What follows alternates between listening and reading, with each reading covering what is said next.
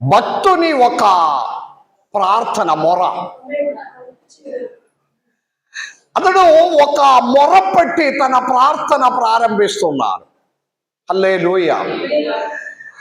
మొర పెట్టడం కాదు, దానిలో ప్రారంభ వాక్యమనే మనము చూసిన ఎడలా, ఇంతకు ముందు నేను మొరపెట్టిన మొర దేవుడు ఆలకించి ఉన్నాడు, అందుకు ఇదొక కృతజ్ఞత ప్రార్థన.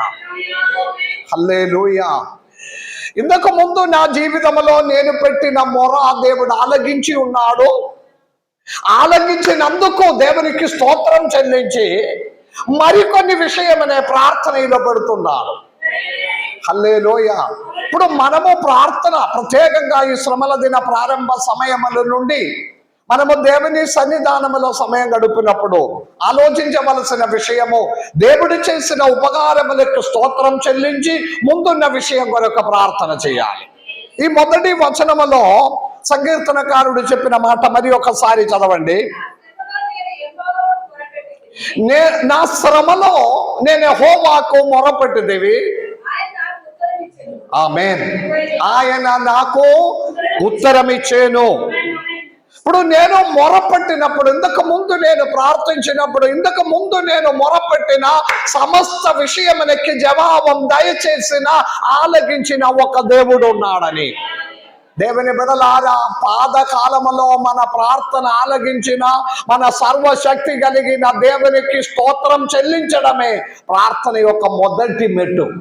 నిన్న నా ప్రార్థన ఆలకించినాము, మొన్న నా ప్రార్థన ఆలకించినాము, నా మొరపెట్టిన సమస్త విషయమునకి నాకు జవాబమని దయచేసిన దేవుడు ఉన్నాడని ఆ స్తోత్రములతో ఈ రోజు మన ప్రార్థన ప్రారంభించాలి.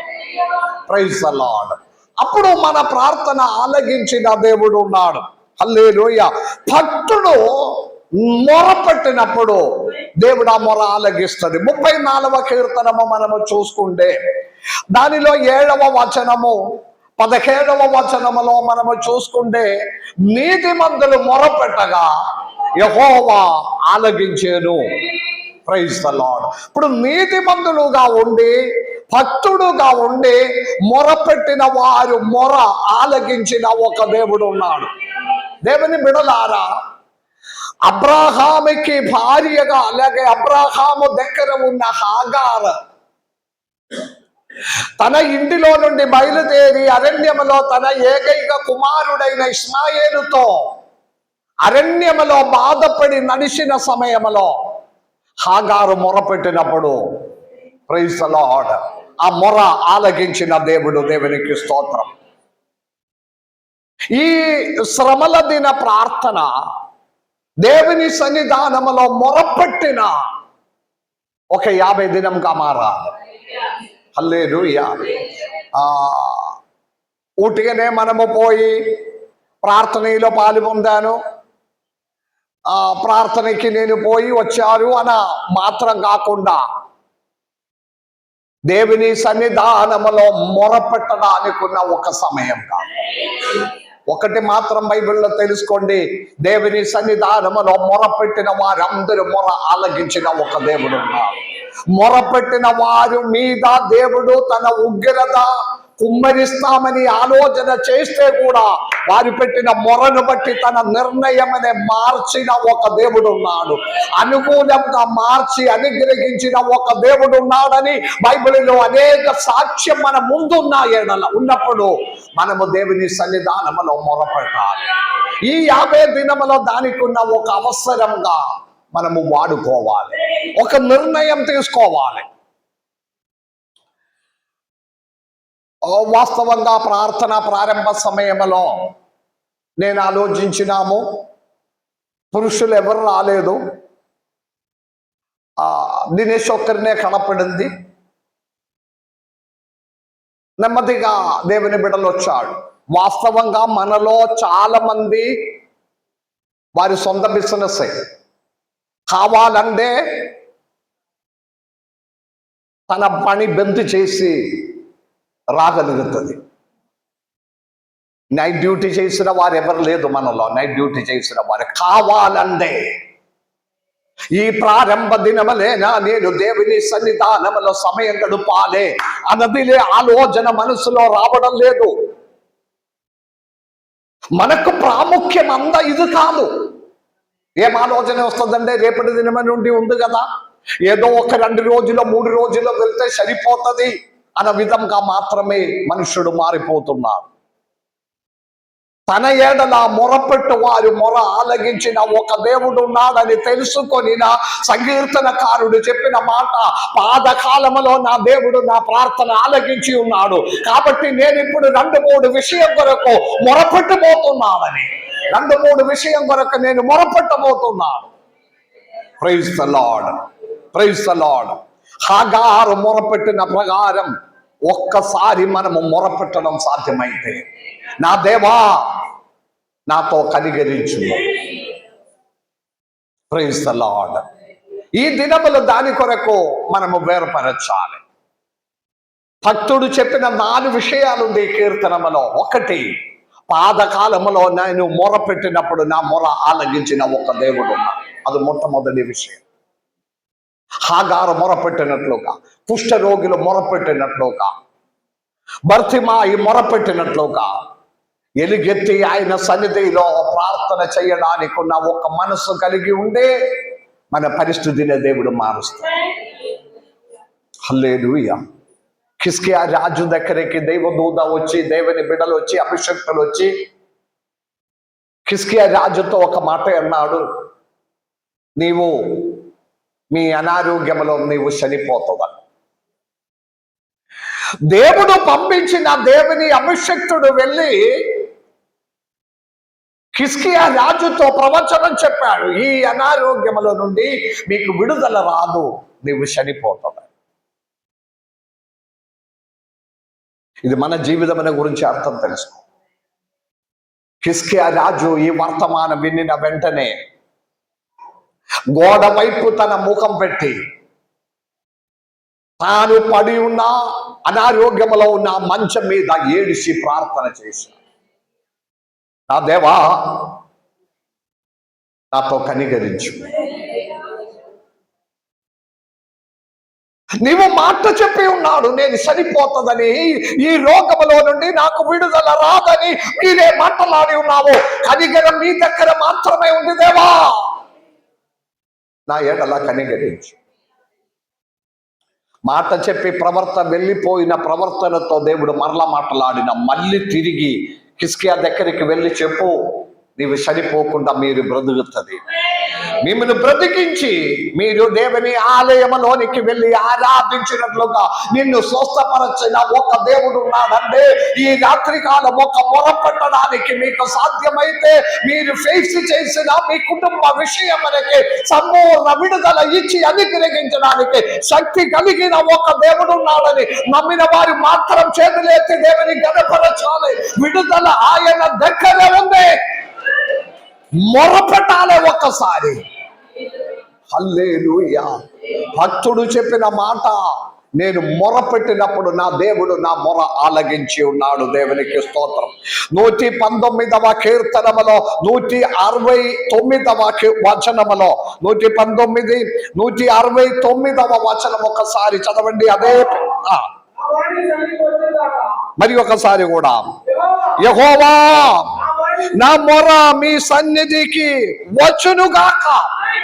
Praise the lord. ఒక హల్లెలూయా గట్టిగా చెప్పండి. ప్రభువా, ఒక చుక్క కన్నీటితో ఇక్కడ వచ్చి కూర్చున్నప్పుడు, పాటలు పాడినప్పుడు నేను దేవునితో అడిగినావు, దేవా కాయిరో సంఘములో వాక్యం మనకేం పొదవు ఉంది దేవా, కాయిరో సంఘములో వాక్యం మనకేం పొదవుగా ఉంది, ఎందుకు ఈ జనం మారడం లేదు? క్రైస్తవ విశ్వాసములో అతి శ్రేష్టమైన ఒక దినము ఈ భస్మ బుధవారం. కానీ దానికంత ప్రాముఖ్యత లేదు. ఇప్పుడు చూసుకుంటే పని స్థలములో ఉంది, కావాలంటే పని ముగించి రాగలుగుతుంది, రావస్తుంది. కానీ దేవా నా సంఘం ఏ కాలములో మారుతుంది, దేవా నా సంఘస్థులు ఏ కాలంలో మారుతుంది, ఎప్పుడు దేవునికి ప్రాముఖ్యత ఇస్తుంది, ఎప్పుడు దేవుని కార్యమునకి ప్రథమ స్థానం ఇస్తుందని నేను కూర్చోండి దేవునితో ఏడుస్తున్నా. దేవా నా వాక్యమునకు కొదవుందా, పరిచర్యకు కొదవుగా ఉందా, ఏ కారణమని బట్టి వారు ఎందుకు మారడం లేదు దేవా? నేను దేవునితో అడుగుతూ ఉన్నా. హల్లెలూయా.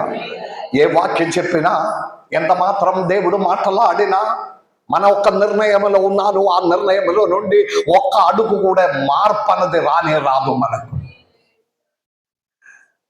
సంకీర్తనకారుడు చెప్పినట్లుగా మన కొరకు, మన తరముల కొరకు, మన కుటుంబం కొరకు మొరపెట్టిన వారుండే మన మొర ఆలకించిన ఒక దేవుడు ఉన్నాడు. యెరూషలేం దేవాలయంలోనికి యేసయ్య దేవుడు చిట్టి చివరిగా నడిచి వెళ్ళినప్పుడు పల్లెటూరి నుండి, ఊరిలో నుండి, ప్రాంతంలో నుండి జన సమూహమంతయు బయలుదేరి వచ్చాడు. హోసన్నా హోసన్నా హోసన్నా హోసన్నా అని కేక వేసుకొని వచ్చి ఆయనకు వెల్కమ్ చేసి బట్టలు వేసి ఒక పెద్ద పెద్ద ర్యాలీగా, ప్రైజ్ ది లార్డ్, హల్లెలూయా, మన ప్రధానమంత్రి గారు వచ్చిన ఎడల, ముఖ్యమంత్రి గారు వచ్చినప్పుడు పెట్టిన దానికంటే ఉన్నతంగా నేను అనుకున్నాను. జన సమూహం వచ్చాడు యేసయ్య దేవుని ఆహ్వానించడానికి.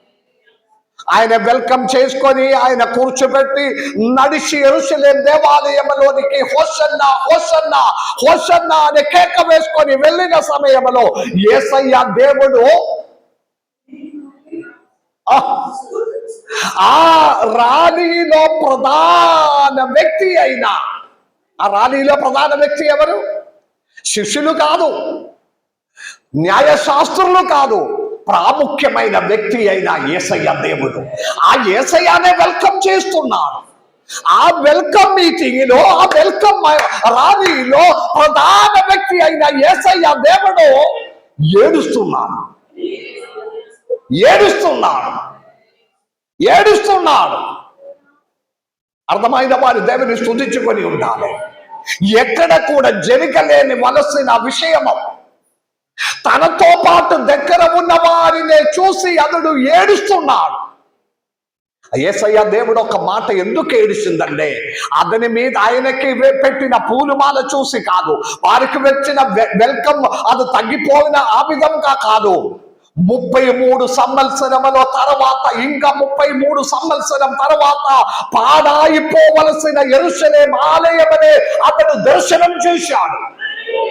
ఇంకా 33 సంవత్సరం తర్వాత ఈ యెరూషలేం దేవాలయం రాయి మీద రాయి లేకుండా పాడు చేసిన దినము రాబోతుందని చూసిన దేవుడు ఆ యెరూషలేముని శూన్యమని చూసి ఏడిచాడు. అర్థమైన వారు దేవుని స్తుతించుకొని ఉండాలి. తనతో పాటు ఏడుచుకొని వచ్చిన స్త్రీ జనముతో యేసయ్య దేవుడు అన్నారు, నా కొరకు మీరు ఏం మొరపెట్టకండి, రాబో తరముల గురించి మొరపెట్టు. హల్లెలూయా. ఈ కాలంలో మన పిల్లల కొరకు, మన పిల్లల కొరకు మొరపెట్టవలసిన అవసరం ఉంది. హల్లెలూయా, హల్లెలూయా. నిన్న మొన్న నేను ఈ యూట్యూబ్లో మేము ఇట్లా చూస్తున్నప్పుడు, ఎడ్యుకేషన్లో ప్రపంచంలో మొట్టమొదటి స్థానంలో ఉన్న దేశం ఏంటిది తెలుసా? ప్రపంచంలో చదువులో, విద్యాభ్యాసంలో, ఎడ్యుకేషన్లో మొట్టమొదటి స్థానంలో ఉన్న దేశం ఏంటిది తెలుసా? జపాన్. రాష్ట్రముల గురించి కాదు, దేశముల గురించి. మొట్టమొదటి స్థానంలో విద్యాభ్యాసంలో, ఎడ్యుకేషన్లో ఉన్న దేశము హైయెస్ట్. ఈవెన్ ప్రొడక్షన్ అయినా, టెక్నాలజీ అయినా, ఏదైనా ప్రపంచంలో మొదటి స్థానంలో ఉన్నది జపాన్. జపాన్ ఎడ్యుకేషన్ సిస్టమ్ గురించి నేను గూగుల్లో వెతకినాము. వారు ఇంత గొప్ప స్థాయిలో రావడానికి ఉన్న కారణం ఏదంటే, జపాన్లో ఉన్న కొన్ని ప్రత్యేకత ఉంది. వారు ఒక స్టూడెంట్నే నర్సరీ ఎల్కేజీలోనికి పంపిస్తే చదువు మీద కాదు వారికి ఇంట్రెస్ట్, క్యారెక్టర్ బిల్డింగ్, స్వభావం అనే రూపపడు చేయాలి, స్వభావం అనే సిద్ధపరచాలి. 2, 3, 4, 5 సంవత్సరం వరకు వారిని ఏ అక్షరాలు కూడా నేర్పించడం లేదు. స్వభావం, క్యారెక్టర్ బిల్డింగ్. పుస్తకం అవసరం లేదు, బ్యాగ్ అవసరం లేదు. అది మొట్టమొదటిగా. రెండవది, అక్కడ స్కూల్ బస్సు లేదు. జపాన్లో ఏ స్కూల్లో కూడా స్కూల్ బస్సు లేదు. వారందరూ నడుచుకొని రావాలి. తల్లిదండ్రులు బైక్లో వచ్చి రోపియడము, వారి బ్యాగ్ మోసుకొని నడవడము. మన స్కూల్లో ఎట్లా అంటే 5వ తరగతి, 3వ తరగతి, 4వ తరగతి కూడా చదివిన ఎడల, నేను 10వ తరగతిలో పోయిన అబ్బాయి కూడా హాయిగా లెఫ్ట్ అండ్ రైట్ పోతున్నారు. ముసలివాడు ఈయన బ్యాగ్ మోసుకొని పోతున్నారు. జపాన్ అట్లా కాదు. వారి స్టడీ బుక్స్ వారే మోసుకోవాలి, వారి బ్యాగ్ వారే మోసుకోవాలి. స్కూల్ బస్సు లేదు.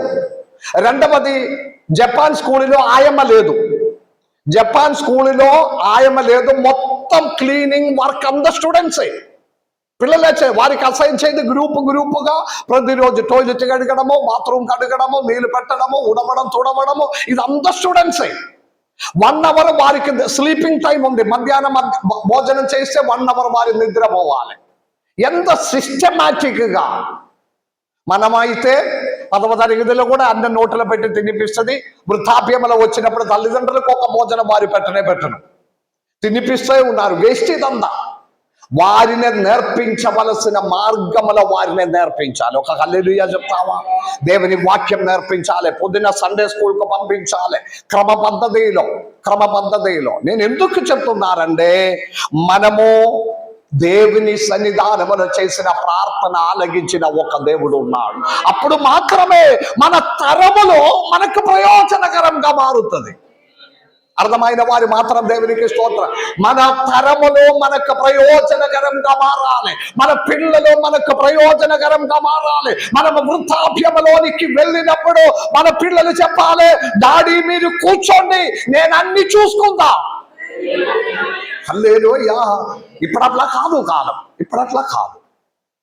భక్తుడుగా ఉండి దేవుని సన్నిధానములో మొరపెట్టిన ఒక తరములు ఉండాలి. నేను ఇప్పుడైతే ఎందుకు చెప్తున్నానంటే, చిన్న మందిగా మనం ఉన్నారు. మన వాటిలో ఎక్కువ మంది ఇప్పుడు దీనికి ఇంట్రెస్ట్ ఏమి లేకుండా పని స్థలంలో ఉంది, ఇంటిలో ఉంది. వారు ఏదో పని ముగించడానికి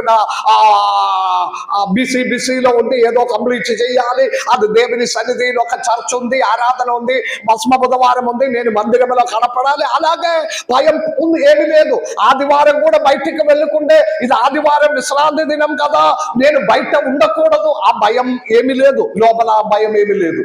మామూలుగా అన్ని దినములో ఉంటుంది. ఇది మారాలి. ఒక హల్లెలూయా చెప్తావా? ఇది మారితే మన తరములు దీవింపబడుతుంది. మన తరములు దీవింపబడుతుంది. భక్తుడు మాట్లాడినది, ప్రభువా నా మొర మీరు ఆలకించి ఉన్నాడు, అందుకే నేను ఇంకా 2-3 విషయం కూడా మీతో చెప్పాలని ఇష్టపడుతున్నాను. రెండవది, భక్తుడు మాట్లాడినదంటే, దుర్వర్తమానం చెయ్యకుండా నా నాలుకలనే మీరు కంట్రోల్ చేయండి. Praise the lord. ఆ వేద భాగ 2వ వచనం ఒక్కసారి చదవండి.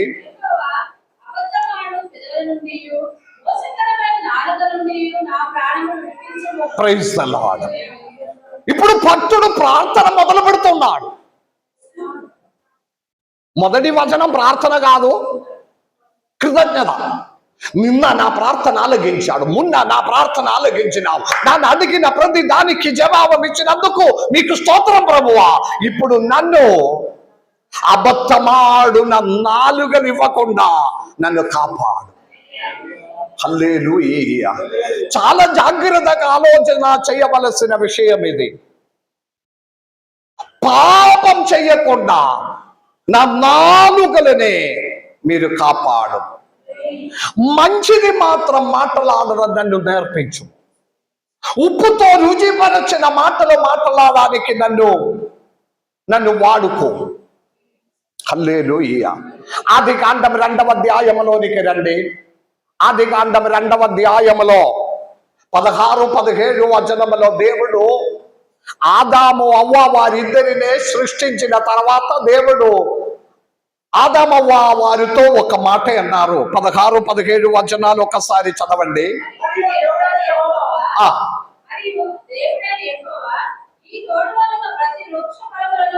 నీవు తినవచ్చును.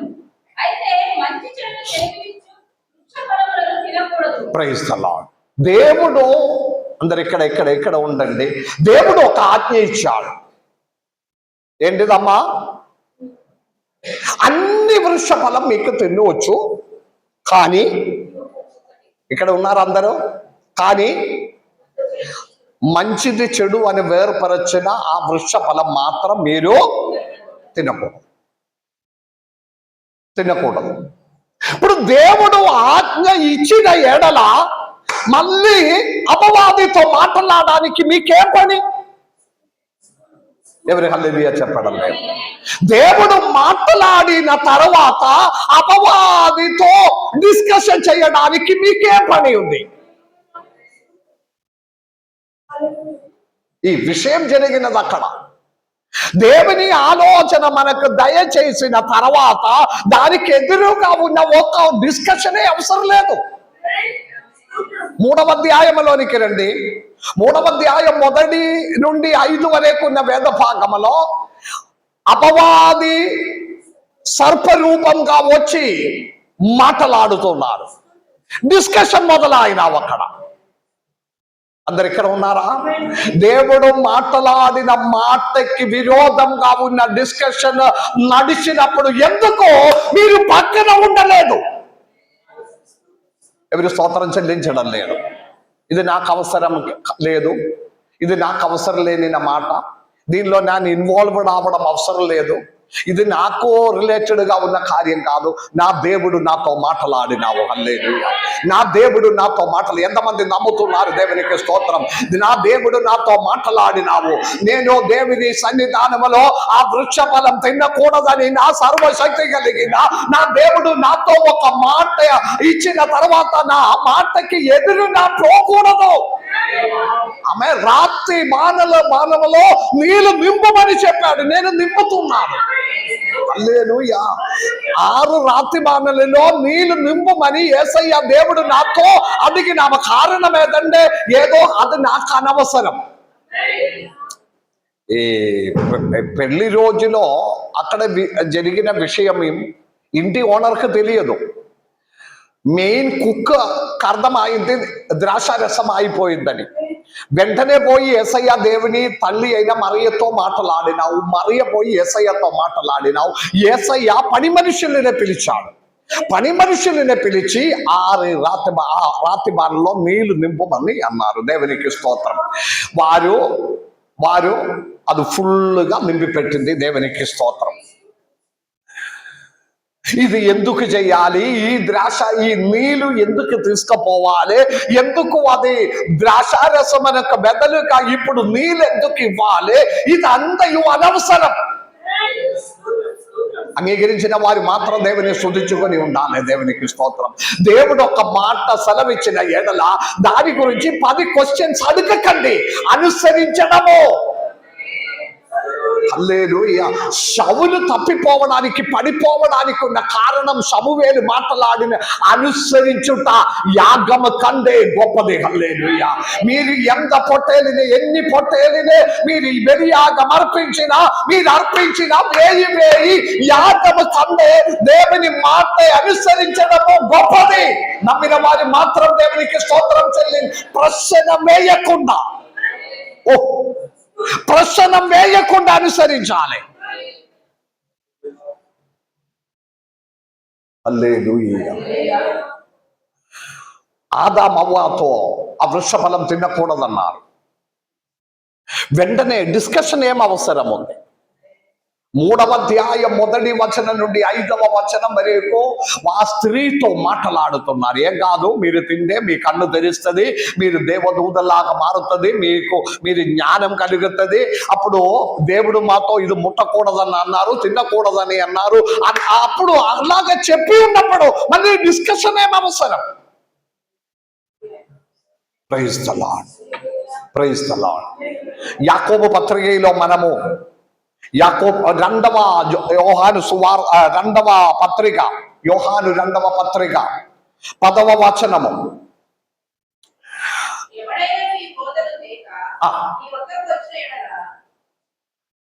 పరిశుద్ధ బైబిలులో మీకు నేర్పించిన బోధ తప్ప, మీ అభిషక్తులు మీకు నేర్పించిన బోధ తప్ప మరి ఏదైనా అందరు అండర్లైన్ చేసి పెట్టుకోండి.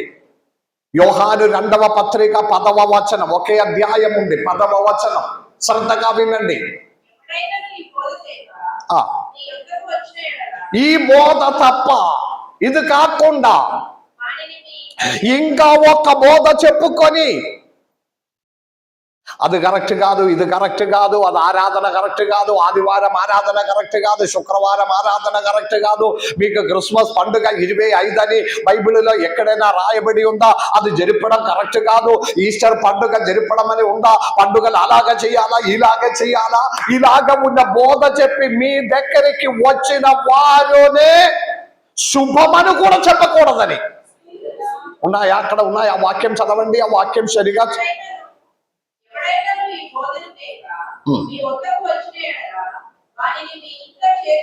ఇంటికి అంటే వచ్చి కూర్చోండి, నీళ్ళు త్రాగండి, ఇంటి లోపలికి ఆహ్వానం కూడా చెయ్యకూడదు. ఇది నేను చెప్పినది కాదు, వాక్య మాటలాడుతున్నాడు. అర్థమైన వారు దేవుని స్తుతించుకొని ఉండండి. దేవుడు నేర్పించిన బోధ తప్ప మరి ఒక బోధతో ఎవరు వచ్చినా వారితో ఉన్న మాటలు మీకు అనవసరం. ఒక స్తోత్రం చెల్లించుకొని ఉండండి. హల్లెలూయా. ఆ వారితో మాట్లాడకుండా, అందుకే ఇక్కడ మాట్లాడిన అనవసరమైన నాలుకలనే కంట్రోల్ చేయండి. నాకు భోజనం దయచేయండి, నా పిల్లలకు మంచి విద్యాభ్యాసం దయచేయండి, మాకు కారు కొనడానికి, ఇల్లు కట్టడానికి సహాయం చేయండి, నాకు అది చెయ్యండి, ఇది చెయ్యండి అని భక్తుడు ప్రార్థన చేయకుండా, మన ప్రార్థన అంతయో ఒక పెద్ద సంచి ఉంది, లిస్ట్ అంతా ఉన్నది. కాదు కాదు కాదు, మనము చేయవలసినది మొట్టమొదటిగా నన్ను కంట్రోల్ చేయడానికి ఉన్న కృప నాకు దయచేయము. చేతులెత్తి ఒక స్తోత్రం చెల్లించండి. నన్ను కంట్రోల్ చేయడానికి, నన్ను మీ మార్గంలో నడిపించడానికి, నేను మీ మార్గంలో సంచరించడానికి, నేను సరి అయినది మాత్రం మాట్లాడడానికి, మీ ఇష్టం ఉన్నది మాత్రం మాట్లాడడానికి నా నాలుకనే కంట్రోల్ చేయము. భక్తుని ఒక ప్రార్థన. హల్లెలూయా, హల్లెలూయా.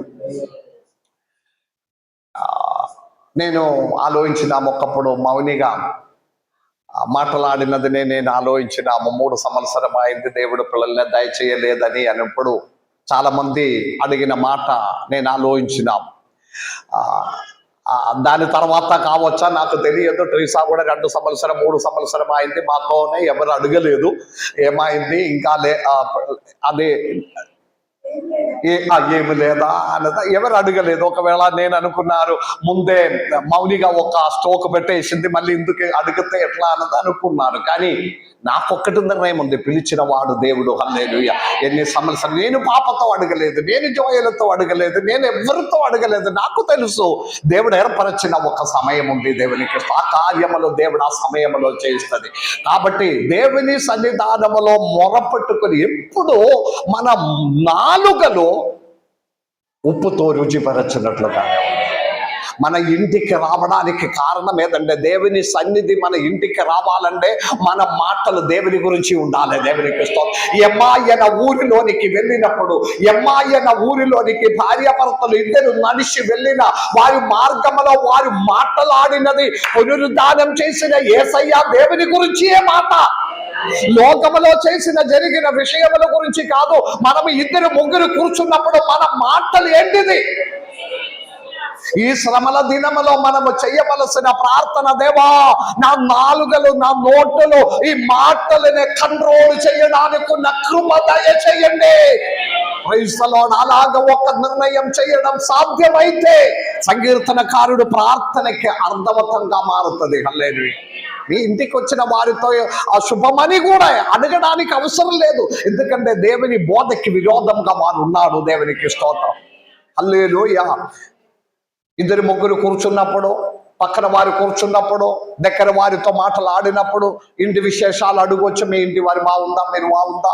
కానీ దేవుని గొప్ప కృప వలన మీ ప్రతి మాటల్లో అది ఉండాలి. దేవుని గొప్ప కృప వలన నాకు శుభమని ఉంటుంది. 2 పూట ఆహారం ఉంది, మా ఆయనకి చిన్న చిన్న పనులు ఉంది, పిల్లలకు మంచిగానే ఉంది, ఆరోగ్యంతో ఉంది. దేవుని కృప వలన వారు చదువుతున్నారు. గొప్ప దేవుడు.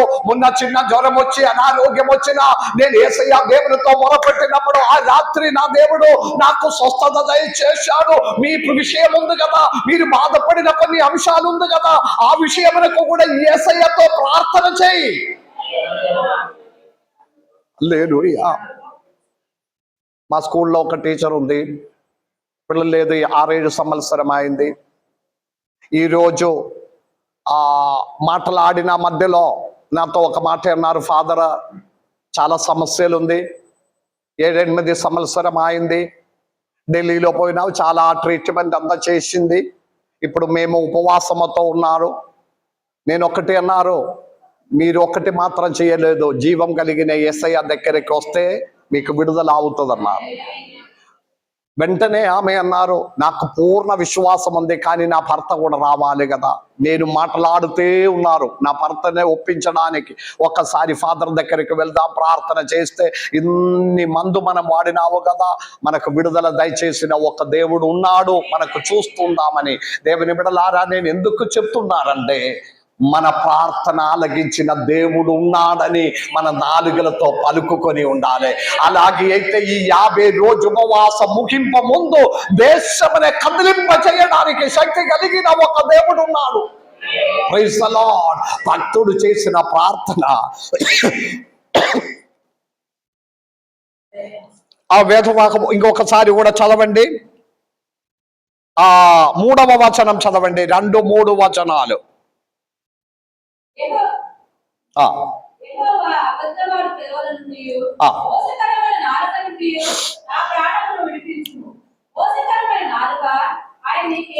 రెండు, 3, 4 వచనాలు ఈ ఒకే విషయమనే మాట్లాడుతున్నాడు. ఏ విషయము? నాలుకల గురించి. ఆమేన్. యాకోబు పత్రిక చూసుకుంటే 3వ అధ్యాయం 5వ వచనములో, అలాగునే ఈ నాలుకలు కూడా ఒక అగ్నియే. యాకోబు పత్రిక ఒకసారి చదవండి, 3వ అధ్యాయం 5వ వచనము. అలాగునే నాలుక కూడా చిన్న అవయవమై ఉన్నది. చదవండి ముందుకు.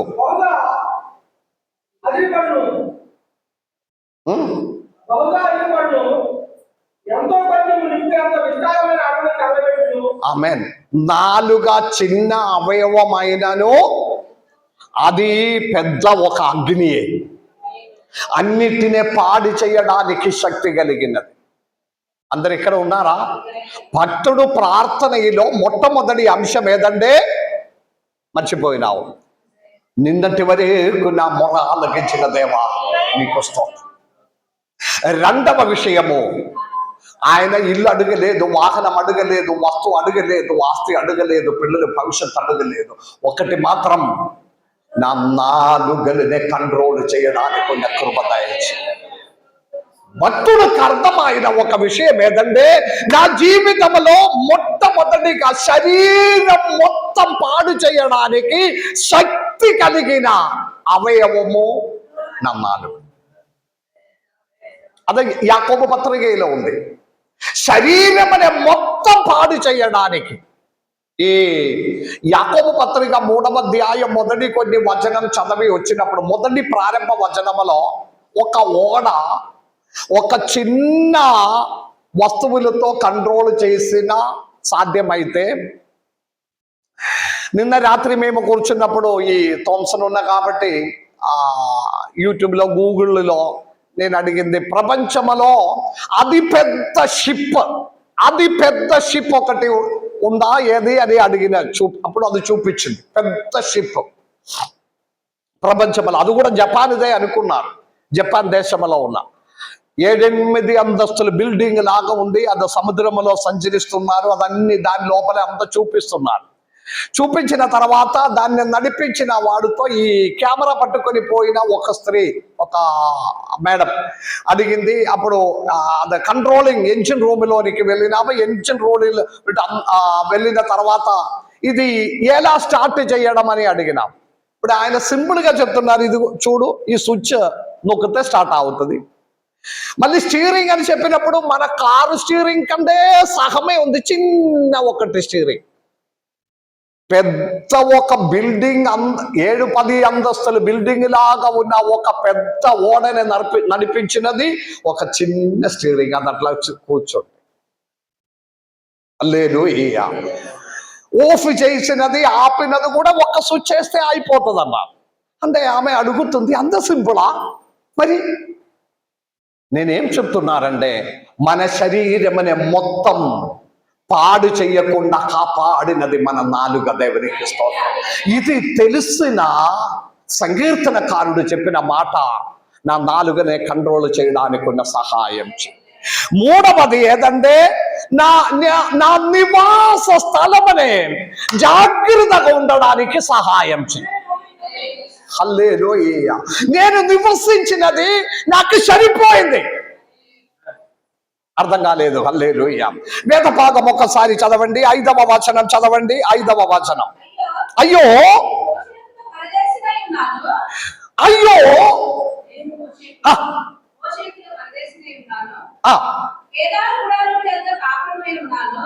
అయ్యో నేను కేదార్ గూడారములో కాపరంగా ఉన్నాడు, నాకు అది సరిపోయింది.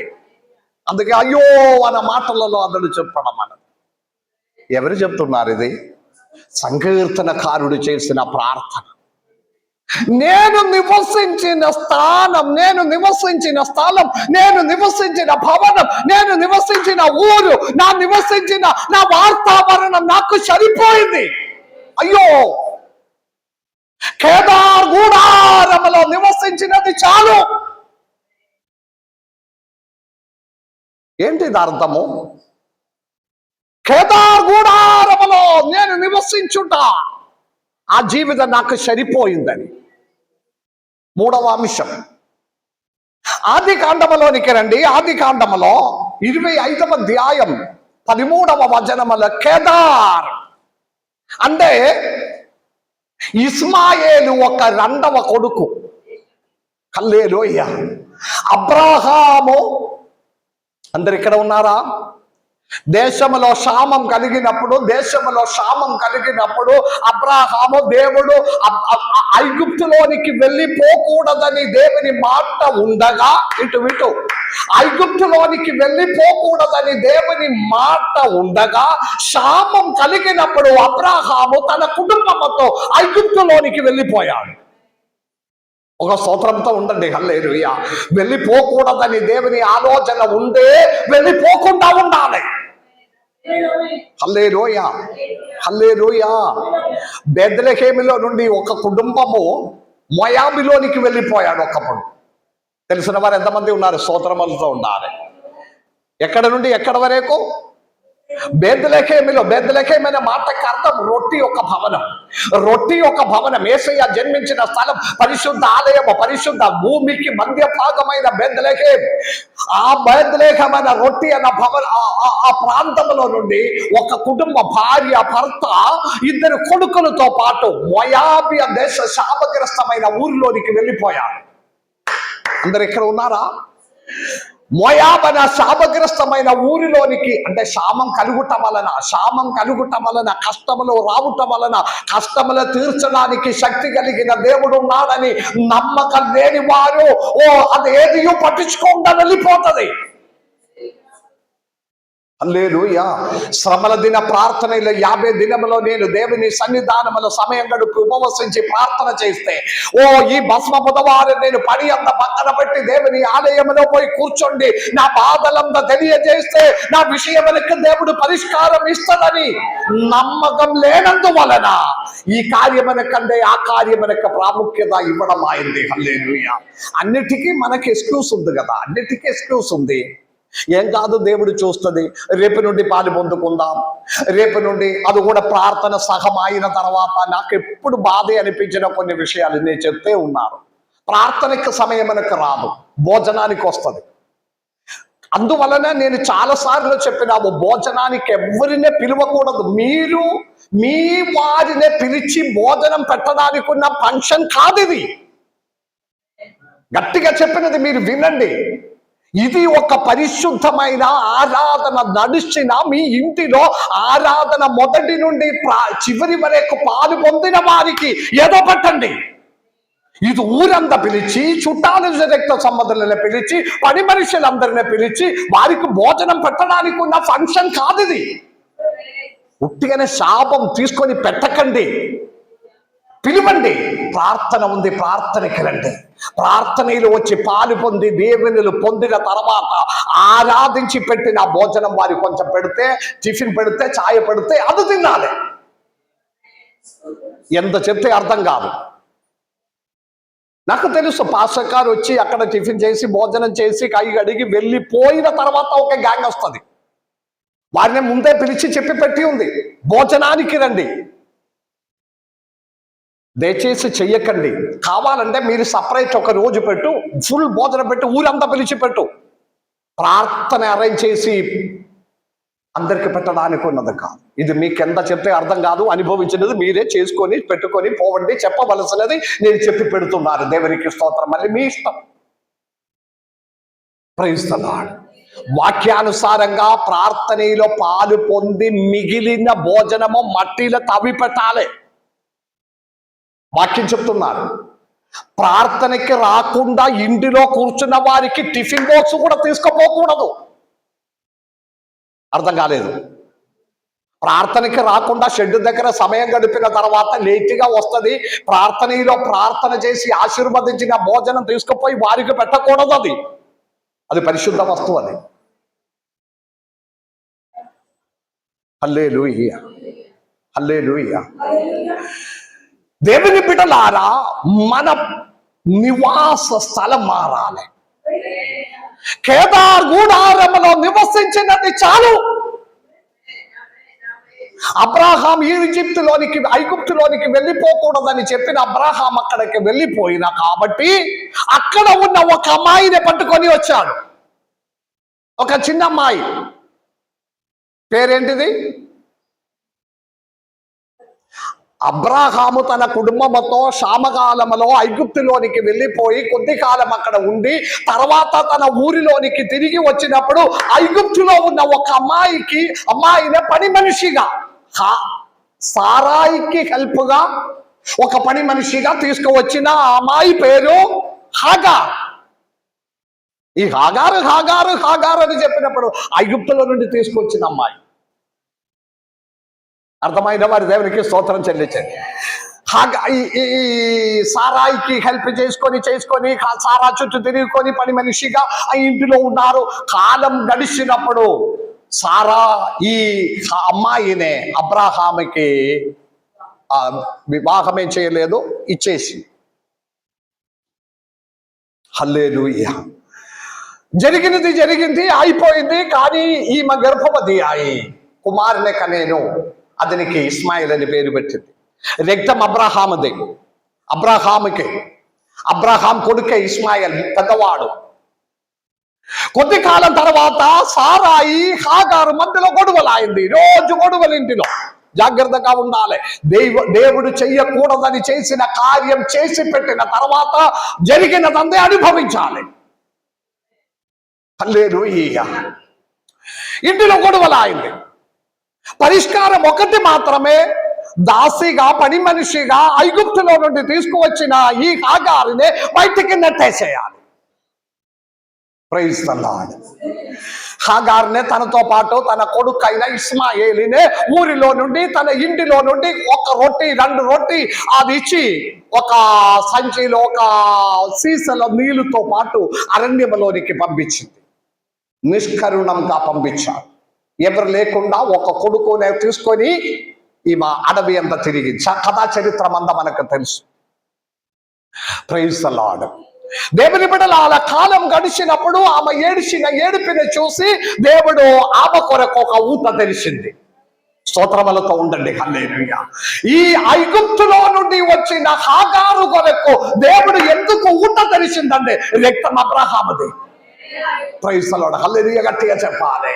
అందువలన దేవుడు అబ్రహాము కొడుకైన ఆ ఇస్మాయేలునే కూడా దేవుడు ఆశీర్వదించినాము, హాగారుని ఆశీర్వదించినాము.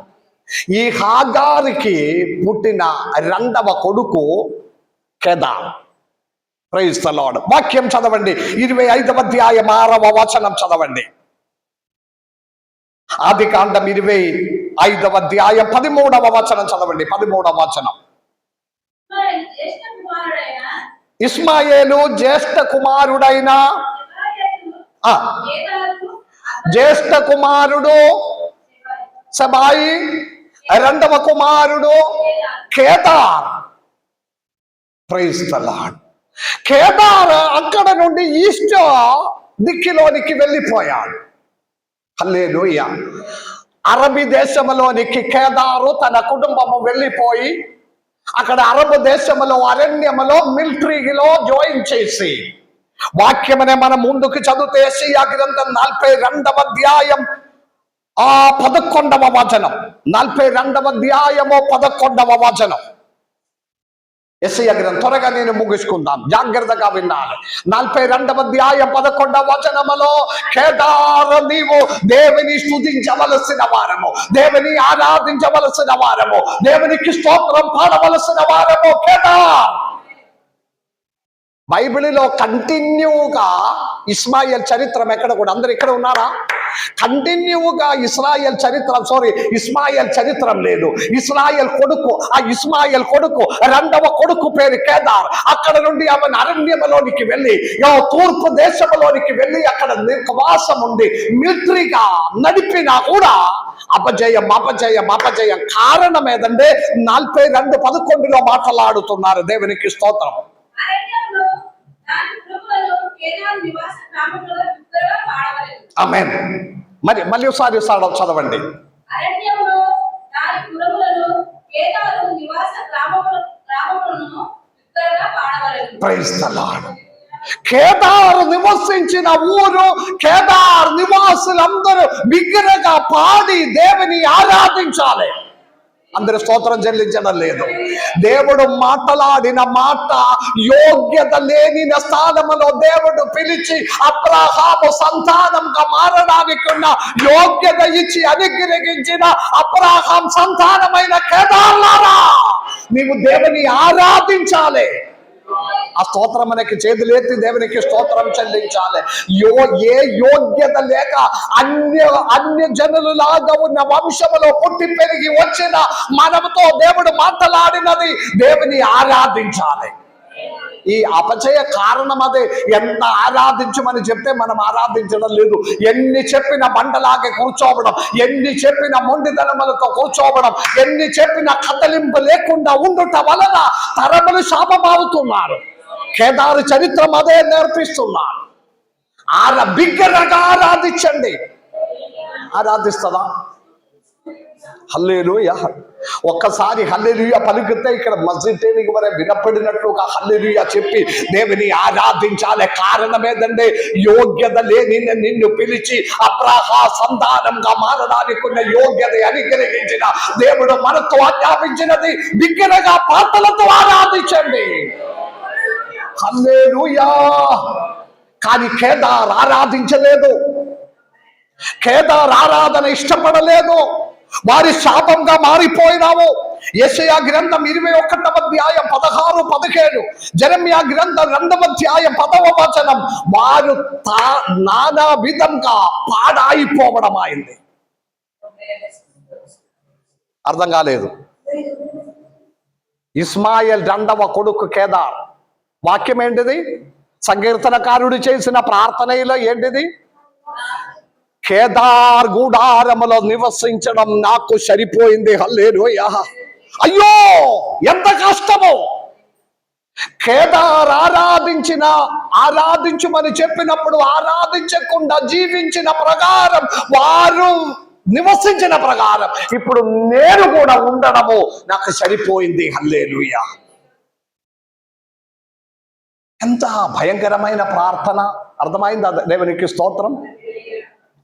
120 కీర్తనములో 5వ వచనములో సంకీర్తనకారుడు చేసిన ప్రార్థన, కేదార్ గుడారములో నివసించినది నాకు సరిపోయింది. అయ్యో, నేను ఇక మీదట అలాగే ఉండకుండా నా నివాసం మారాలి. చేతులు పైకెత్తి స్తుతించుకొని ఉండాలి. ఆరాధన రీతి మారాలి. హల్లెలూయా, హల్లెలూయా. కేదార్ ఊరు, విలేజెస్, సొలొమోను రాజు తనకిష్టమైన స్త్రీలందరినీ తీసుకొని వచ్చినది కేదార్లో నుండి. హల్లెలూయా. సొలొమోనులో అది రాయబడి ఉంది. దేవునికి స్తోత్రం. తనకిష్టమైన భార్యలందరినీ తీసుకొని వచ్చినది, సౌందర్యం గల వారి స్త్రీలందరినీ తీసుకొని వచ్చినది కేదార్లో నుండి. శాపకరంగా మారిపోయిన కేదార్ గూడారమునకు సమానమైన ఒక జీవితం నాకు సరిపోయింది దేవా. సంకీర్తనకారుడు చేసిన ప్రార్థన. హల్లెలూయా, హల్లెలూయా. ఈ రోజు మన ప్రార్థనలో, ఈ శ్రమల దిన ప్రార్థనలో చేయవలసినది మొట్టమొదటిగా, మొన్నటి దినములో దేవుడు నాకు ప్రార్థన ఆలకించిన దానికి ఉన్న కృతజ్ఞత. రెండవది, ఉప్పుతో రుచిపరచిన మంచి మాటలతో ఉండడానికి ఉన్న కృప నాకు దయచే. రెండవది, ఆరాధించలేని వారి మధ్యలో ఉన్న నివాసమనే మార్చము. హల్లెలూయా. ఈ ఆత్మలో ఆరాధించిన వారు దగ్గర కూర్చుంటే ఆ స్పర్శనం సరిపోతుంది, ఆ స్పందన సరిపోతుంది. మీరు కూడా ఆత్మలో నింపబడరు. కాబట్టి పరిశుద్ధాత్మ నింపుదల ఉన్నవారు వెళ్ళి కొందరిని తాకుతుంది. ఆ పరిశుద్ధాత్మ ఒక అభిషేకం ఒకరిలో నుండి. మనం ఎలాగే అంటే నిద్రపోయిన వారి మధ్యలో పోయి కూర్చున్నారు, ఎప్పుడు నిద్రపోయిన వారి దగ్గర ఉన్నాడు, ఎప్పుడో సెడటిక్ గా ఉన్న మెడిసిన్ మందు తాగి వచ్చి సగం నిద్రలో ఉన్న వారి దగ్గర మనము కూడా పోయి నిద్రలో ఉన్నారు. వారు ఇంకా నిద్రలో పోయినట్లుగానే ఉంది. ఏ బలం లేక కేదార్ గూడారములో కేదార్ నివాసులు దేవుని మాటకి విరోధంగా మారిపోయిన ఆ విధంగా ఉన్న జీవితం నాకు సరిపోయింది. సంకీర్తనకారుడు ప్రార్థన. నాలుగవది ఇంకా ఒకటి కూడా ఉంది, నేను సమాధాన ప్రియుడుగా ఉన్నాను. హల్లెలూయా. 6-7 వచనములో ఈ ప్రార్థన 120 అధ్యాయములో 6-7 వచనములో చెప్పి ముగించినది, నేను ఒక సమాధాన ప్రియుడు. హల్లెలూయా. సమాధానం. నేను 6-7 ఒకసారి చదివి ముగించుకుందాం.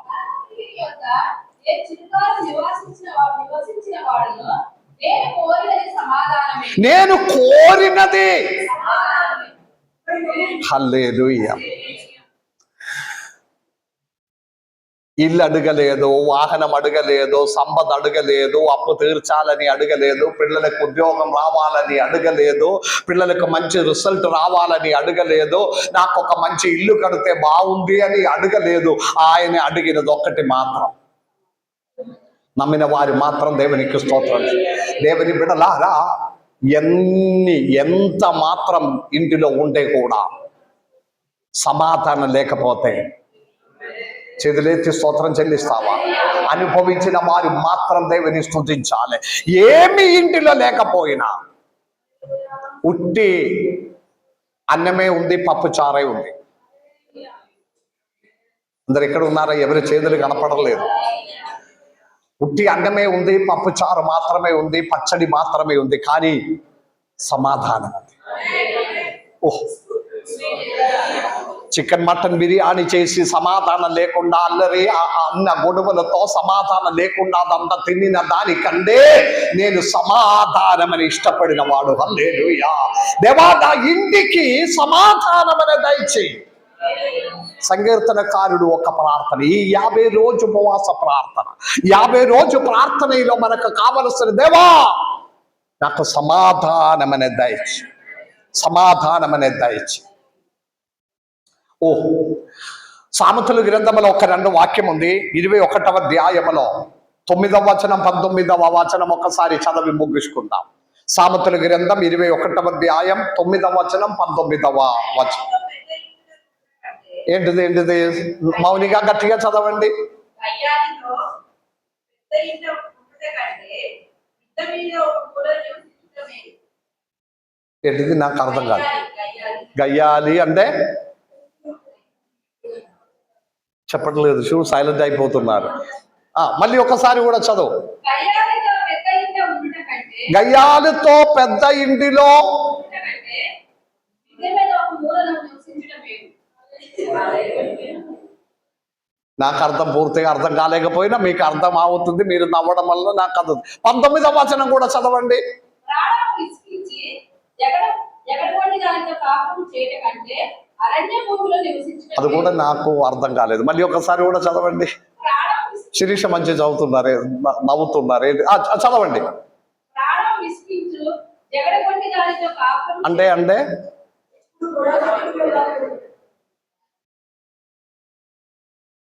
దానికంటే అరణ్యములో పోయి నివసించుట. సంకీర్తనకారుడు చేసిన ప్రార్థన, దేవా నాకు సమాధానం కావాలి, నెమ్మది కలిగిన ఒక జీవితం కావాలి, శాంతి సమాధానముతో కూడిన ఒక జీవితం కావాలి. మా ఇంటిలో కూడా మేము ప్రార్థన చేసినది అదే. దేవుని గొప్ప కృప వలన ఇప్పటి వరకు మా ఇంటిలో అసమాధానం అనేది లేదు. అసమాధానం అనేది లేదు. ఏదైనా చిన్నది కోపడితే అదొక అర్ధగంట చిన్నది, అది అక్కడే. అసమాధానం అనేది లేదు. ఇప్పుడు నేను ప్రార్థన చేసిన మా ఇంటిలోనికి ఒక కోడలు వచ్చేస్తే దేవా అది కూడా సమాధానముతో పోవాలి. దేవునికి స్తోత్రం, హల్లెలూయా. ఆ ప్రార్థనతోనే ఉన్నాడు. దేవునికి స్తోత్రం. అన్నిటికంటే శ్రేష్టమైనది సంకీర్తనకారుడు కోరినది ఏంటిది? 4వ ప్రార్థనాంశం, నేను ఒక సమాధాన ప్రియుడాగు. నేను ఒక సమాధాన. ఎంతమంది సమాధానం ఇష్టపడతారు? చేతులు చేపించి హల్లెలూయా, హల్లెలూయా. సమాధాన పరచువాడు ధన్యుడు. సమాధానం ఉన్నవాడు ధన్యుడు కాదు మత్తయి సువార్తలో. సమాధాన పరచువారు అంటే అర్థమేంటిది? ప్రాబ్లమ్నే సాల్వ్ చేసి సమాధాన పరచిన వారు, సమాధానం ఉన్నవారు అన్నది కాదు. సంకీర్తన రాసిన గ్రంథం రాసిన పరిశుద్ధాత్మ ఎంత మంచిగా రాసింది. ప్రతి ఒక్కరూ సమాధాన పరచువారంగా ఉండాలి. హల్లెలూయా. గొడవలకి చోటు ఇవ్వకుండా, ఒక ప్రాబ్లంకు చోటు ఇవ్వకుండా సమాధాన పరచిన వారు. నేను ముగించుకుందాం. శ్రమల దిన ప్రారంభ దినములో దేవుని బిడలారా, ఈ రోజు చదవలసిన కీర్తన 120. ఆ కీర్తనం చదివినప్పుడు దేవుని ఆత్మ నాతో మాట్లాడినావు. దీనిలో కొన్ని అంశాలు ఉంది, అది సంగమనే నేర్పించాలి. హల్లెలూయా. 1, పాదకాలంలో దేవుడు చేసిన ఉపకారం మనకు స్తోత్రం చెల్లించాలి. 2వది, ఎల్లప్పుడూ మన నాలుకలు దేవునికి ప్రయోజనకరమైనది మాట్లాడుకుని ఉండాలి. 3వది, నివాస స్థలమును కేదార్ గుడారమునకు సమానంగా ఉండకుండా ఆరాధించిన గుంపులోనికి మారాలి. ఆరాధించిన వారు దగ్గర కూర్చోవాలి. ఆత్మలో నింపబడిన వారు దగ్గర కూర్చోవాలి. అప్పుడు మీరు కూడా ఆ ఒక స్పందన అనుభవిస్తుంది. దేవునికి ఇష్టం. 4వది చెప్పి ముగించినది ఏదంటే సమాధానముతో కూడా ఉండడం నేను ఇష్టపడుతున్నాను. మన జీవితంలో సమాధానముతో కూడిన ఒక జీవితం దేవునిలో జీవించడానికి సర్వశక్తి కలిగిన దేవుడు మనందరికీ సహాయం దయచేయును గాక. ఆమేన్. దేవునికి స్తోత్రం.